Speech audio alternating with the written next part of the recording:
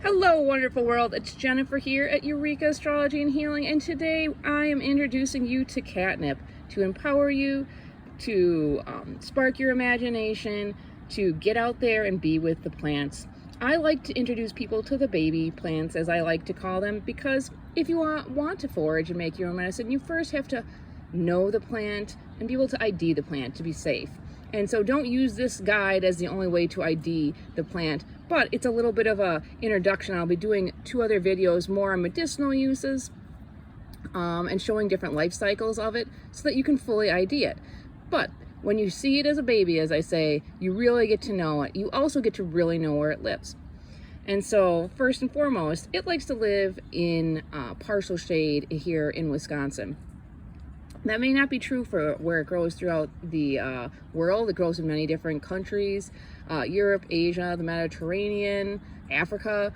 It pretty much sounds like it's a universal plant. It really likes to travel, and it's very hardy and adaptable. So that's always something to know about a plant as far as ID, but also growing if you want to grow it instead of forage for it.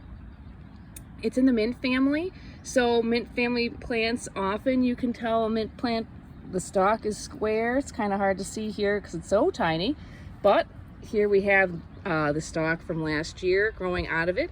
It's a perennial, and perennials means it comes back for at least more than 1 year. I would call this a short-lived perennial because here in Wisconsin, I'd say it's got 3 years max. I usually only see it as 2, but it doesn't mean it doesn't grow longer in other climates and with other conditions. It also was said that it likes full sun, but again, I have not seen that to be the case here. It grows only on the borderlands, and so if you're going to go forage for it, or if you're going to plant it, I would say let it get some shade for certain. I'd say this part of my yard gets the longest 4 or 5 hours of sun in the day, and that's about it. And it thrives here. It grows all along. It happens to be next to my house, but there's other places in my yard that it grows as well. Its Latin name, so this is also important if you're really going to get into herbs, is Nepeta cataria.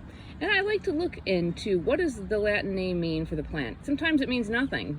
Fun fact, if you find a plant or other things, sometimes you get to name it, and you get to name it what you want, and people will name it after regions, after themselves, after things they like. In this case, the Nepeta, possibly, this is all I could find as far as lore, refers to a place in Italy where it was once grown commercially and harvested. It was drunk as tea, which amazes me.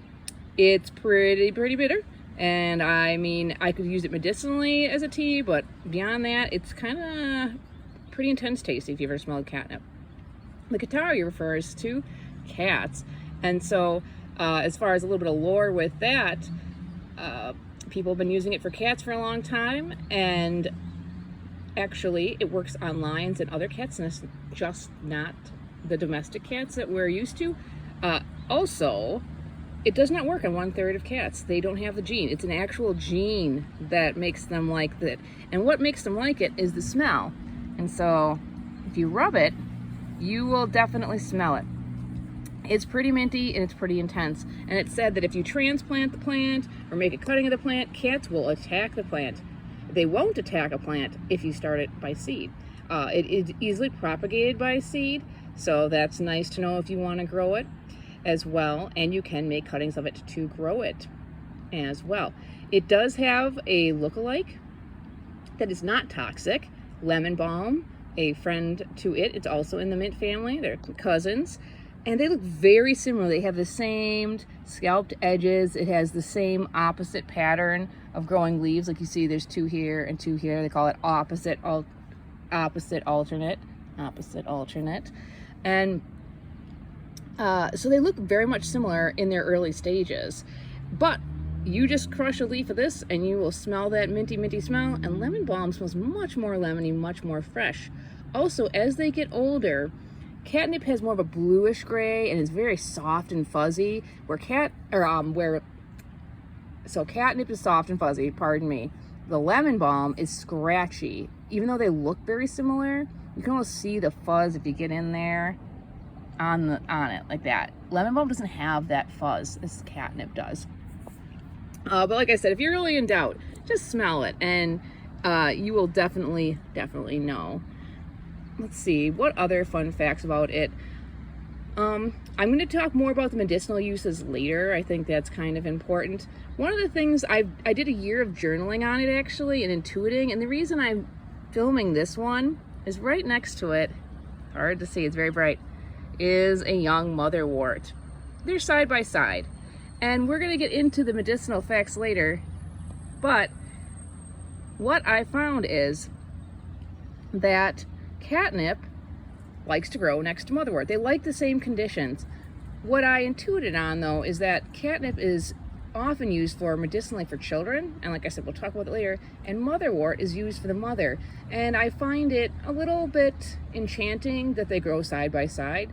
Plants aren't here to serve us by any means, but the fact that two that grow often side by side in the same conditions are almost one of that is the caretaker and the child, right? The mother and the child. So I find that's very beautiful and very telling, and how plants can reflect their uses in nature to us. If you really stop and listen to them, they can give you beautiful information on just personal healing energetically, but also clues to as how they might be used medicinally. Of course, again, always do your research, be safe, just don't take a plant willy-nilly and randomly, because that can be very unsafe.